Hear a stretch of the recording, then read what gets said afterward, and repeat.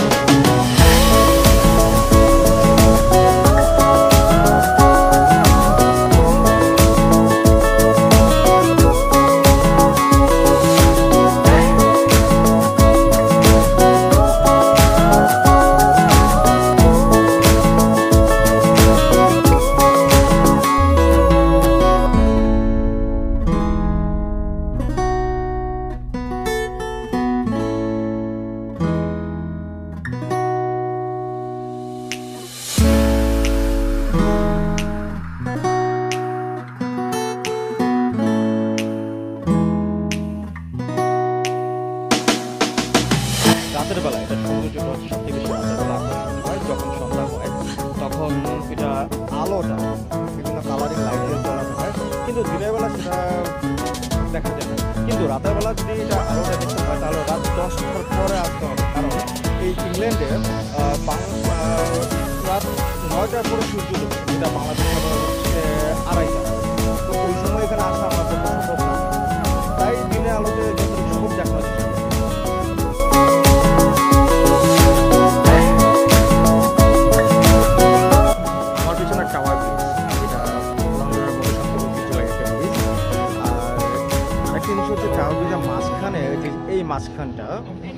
এই মাঝখানে যখন এইখান দিয়ে পিছনে যে নদী, আর একটু আগে যে মাঝখানে দেখা হচ্ছে, ওই মাঝখান দিয়ে যখন কোনো লঞ্চ না মানে জাহাজ চলাচল করবে, তখন ওই দুইটা রাস্তার মাঝখানে দুই ভাগ হয়ে যায়।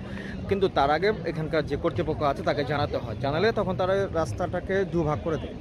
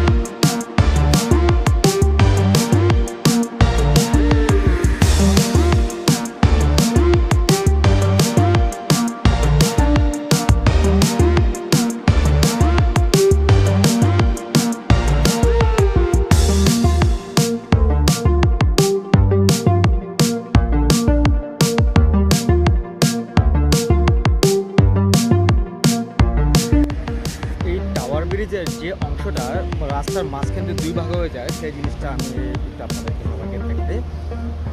এইখানে প্রচুর প্রচুর মানুষ হয় প্রতি বছর, সাথে সাথে প্রতিদিনের সব বেশি মানুষ হয়।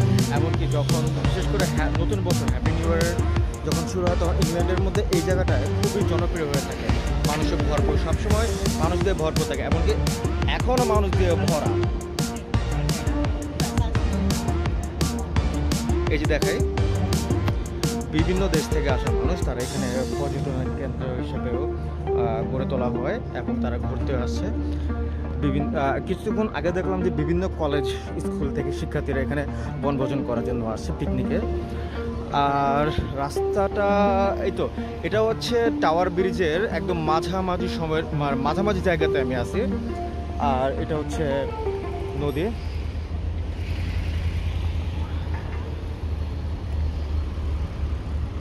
এই তো, যখন ওই যে আপনাকে একটু আগে বললাম, যখন এখানে কোনো জাহাজ যাবে, যে অংশটা বা রাস্তার যে অংশটা ফাঁক হয়ে যায়, দুভাগ হয়ে যায়, সে অংশটা হচ্ছে এই যে দাগটা দেখা যাচ্ছে, যে এই দাগটা মাঝখান দিয়ে রাস্তাটা দুভাগ হয়ে যায়।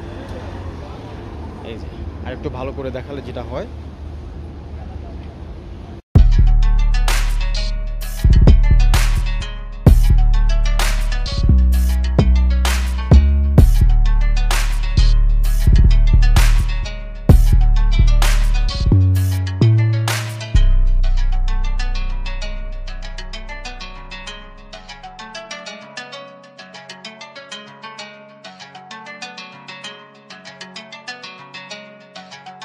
Yago, bitch, you drive me crazy.